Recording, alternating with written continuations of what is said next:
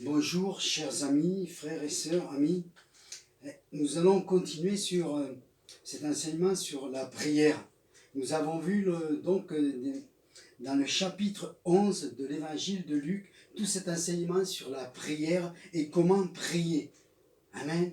Et donc, c'était les disciples qui demandaient comment prier et le Seigneur a donné. Je vous conseille de réécouter parce que ce ne sont que des éléments sur lesquels je vous demande de méditer. Pourquoi pas prendre une concordance, et de revisiter tout ce chapitre 11 qui est consacré à la prière.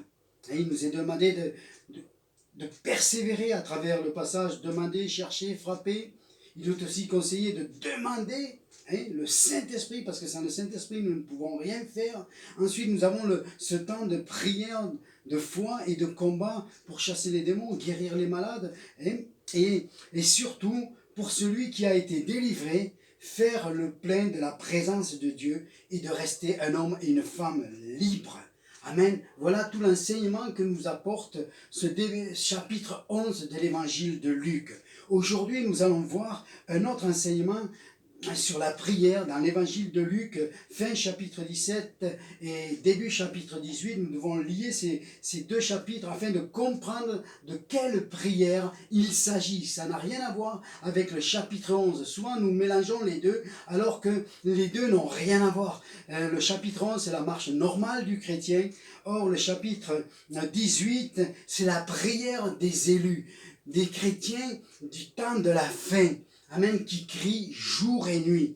Amen, parce que nous sommes des élus. L'apôtre Pierre nous dit, nous, au contraire, nous sommes une race élue, un sacerdoce royal, une nation sainte, un peuple acquis afin que vous annonciez les vertus de celui qui vous a appelé des ténèbres à son admirable lumière. Amen, nous sommes un peuple à part, un peuple, comme il est dit dans Romains chapitre 8, 33, qui accusera les élus de Dieu? On ne peut plus nous accuser. L'accusateur des frères, c'est fini. Nous sommes sauvés. La grâce de Dieu est en nous. Amen. Et l'apôtre Paul pouvait dire à Timothée, je supporte tout à cause des élus. Amen. Nous sommes un peuple à part. Nous sommes les bienheureux de Dieu. Nous avons été préférés aux autres depuis la fondation du monde. Nous sommes le cœur même, nous sommes les élus de son cœur, amen, la bien-aimée du cantique et des cantiques, amen, nous sommes des hommes et des femmes choisis, personne ne peut être comme nous sommes aimés de Dieu, gardés pour le jour de Jésus-Christ, amen. Alors lisons ce qui se dit dans le chapitre 17 à partir du verset 22, et il dit aux disciples, des jours viendront où vous désirerez voir le jour du Fils de l'homme et vous ne le verrez point. On vous dira, il est ici, il est là, n'y allez pas, ne courez pas après, car comme l'éclair resplendit et brille aux extrémités du ciel à l'autre, ainsi sera le Fils de l'homme en son jour. Maintenant, il faut qu'auparavant il souffre beaucoup et qu'il soit rejeté par cette génération.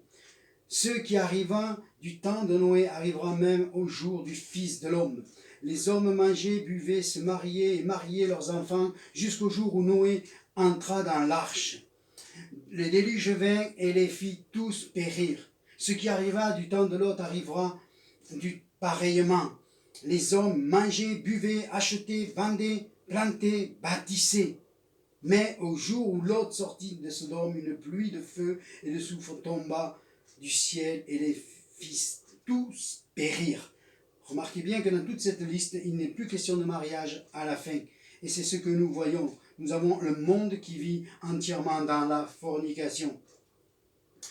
Il en sera de même le jour où le Fils de l'homme apparaîtra. En ce jour-là, que celui qui sera sur les toits et qui aura ses effets dans la maison ne descende pas pour les prendre, et que celui qui sera dans les champs ne retourne pas non plus en arrière. Là, il s'agit de l'an 70, et Jésus en parlera un petit peu plus loin. Verset 32, souvenez-vous de la femme de Lot. Celui qui cherchera à sauver sa vie la perdra, celui qui la perdra la retrouvera. Je vous le dis, en cette nuit-là, de deux personnes qui seront dans le même lit, L'un sera pris, l'autre laissé. De deux femmes qui moudront ensemble, l'une sera prise et l'autre laissée. De deux hommes qui seront dans un champ, l'un sera pris et l'autre laissé. Les disciples lui dirent, où sera ce Seigneur? Et il répondit, où sera le cœur, s'assemblera les aigles. Et c'est là qu'intervient cette parabole du juge inique. Amen. Jésus leur adressa une parabole pour montrer qu'il faut toujours prier et ne point se relâcher. Nous devons avoir une vie de prière, c'est-à-dire une connexion avec le ciel. Il dit, il y avait dans une ville un juge qui ne craignait point Dieu et qui n'avait égard pour personne. Il y avait aussi dans cette ville une veuve qui venait lui dire, fais-moi justice de ma part adverse. Pendant longtemps, il refusa, mais ensuite, en lui-même, quoique je ne craigne point Dieu et que je n'ai égard pour personne, néanmoins, parce que cette veuve m'importune, je lui ferai justice afin qu'elle ne vienne pas sans cesse me rompre la tête. Le Seigneur ajouta, entendez ce que dit le juge inique.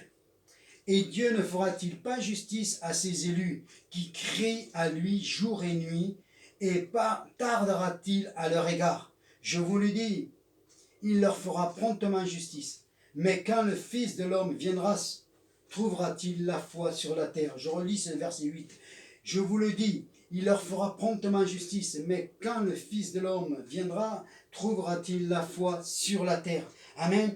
Ensuite, il continue du verset 9 au verset 14 dans cette parabole du publicain, qui nous montre combien nous devons avoir un cœur humble pour reconnaître nos péchés, pour reconnaître nos fautes, pour reconnaître notre humanité. Amen. Ça, c'est la partie intégrante aussi de la prière. Amen, du chrétien. Mais là, nous allons nous arrêter juste sur ce passage de la veuve. Amen. La veuve, pour moi, c'est l'église de la fin. C'est l'église de la fin qui est en souffrance, persécutée, le rejet de Dieu, l'apostasie, les faux frères, les faux apôtres, les faux prophètes qui enseignent des choses pernicieuses qui entraînent les gens dans la mort. Et donc l'église est dans un état de tristesse comme Lot qui était à l'entrée de Sodome et qui se morfondait de voir le péché, de voir les abominations, de voir tout ce qui se pratiquait sur Sodome et Gomorrhe. Et l'église de la fin est comme cette veuve et elle n'en peut plus, elle souffre, elle est en souffrance de voir tout ce qui se fait, parce que si tu es sensible au Saint-Esprit, si le Saint-Esprit habite ton cœur, alors l'Esprit de Dieu en toi ne peut accepter ce que tu vois, ce que tu entends autour de toi. Alors tu cries, alors tu es comme cet élu, cette veuve qui est là et qui tape sur le poing de la table de ce juge pour lui dire « Fais-moi justice, fais-moi justice, fais-moi justice ». Voilà comment je comprends cette parabole. Parce que voyez-vous, l'Église est en souffrance. Et ce juge qui dans la parabole est un juge inique, mais le juge, lui, il a des livres de loi. Il ne peut faire que ce qui est écrit dans les livres de la loi. Amen. Alors, il sait que cette femme, elle a raison, et à un moment donné, il lâche prise et il défend cette femme. Amen. Et nous savons que si Jésus ne vient abréger ces jours, personne ne serait sauvé. Amen. C'est grave quand Jésus dit personne ne serait sauvé. C'est-à-dire que toi et moi, nous ne sommes peut-être pas sauvés si le temps perdure.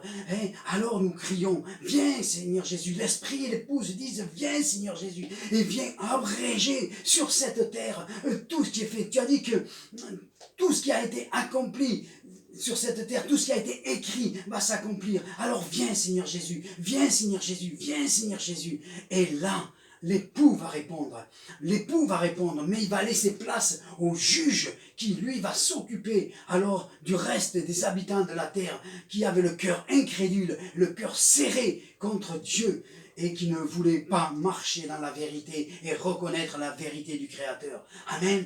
Et voilà cette parabole de la veuve. Il s'agit d'une autre forme de prière, pas de la prière, Seigneur donne-moi, Seigneur guéris-moi, Seigneur fais pour moi, Seigneur fais pour moi, Seigneur donne-moi. Non, non, non. Il est question de la souffrance de l'église de la fin qui crie jour et nuit Viens Seigneur Jésus, viens Seigneur Jésus. Alors c'est vrai que certains disent, oui mais si Jésus revient de suite, alors comment mes enfants, comment ma famille sera sauvée? Mais ne t'inquiète pas de cela, amen, parce que le Seigneur, il peut changer un cœur en une journée. Il dit par la prophétie de Joël, qu'avant son jour glorieux, quiconque invoquera le nom du Seigneur sera sauvé. Toi si tu as été un bon témoin, toi si tu as parlé de Jésus-Christ autour de toi, alors quand les temps mauvais vont venir, ils vont crier et ils vont être sauvés. Alors, à la fin des temps, il y a une moisson qui va monter au ciel parce qu'ils auront entendu, parce qu'ils auront invoqué son nom, parce que en voyant tout ce qui va se passer, tout ce qui commence déjà à se passer, alors beaucoup vont réfléchir,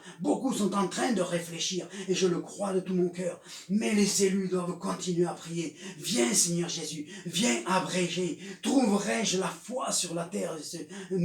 Jésus nous pose cette question. Trouverai-je la foi? Trouvera-t-il la foi dans ton cœur? Trouvera-t-il la foi en moi? Il ne s'agit pas de foi en n'importe quoi. Il s'agit de la foi dans l'œuvre de Jésus-Christ et dans la vérité de sa parole. Dans la vérité de sa parole. Et nous devons apprendre à marcher dans la vérité de sa parole.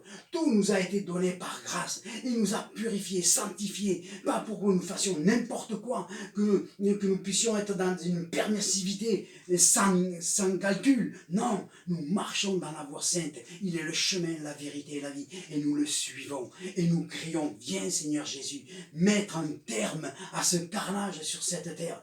Viens mettre un terme, Seigneur Jésus, viens, viens, viens. Et le Seigneur va revenir chercher celles qu'il aime, celles qu'il a choisies, ceux qui sont élus de Dieu. Merci Père, ce matin. Seigneur, détends ta main sur nos cœurs, sur nos vies. Toi qui nous as élus depuis la fondation du monde. Nous voulons être et marcher en digne de cette élection. Nous voulons être dignes de cette élection en marchant dans la vérité que Jésus nous a enseignée. Père, je te prie dans le nom de Jésus-Christ. Amen.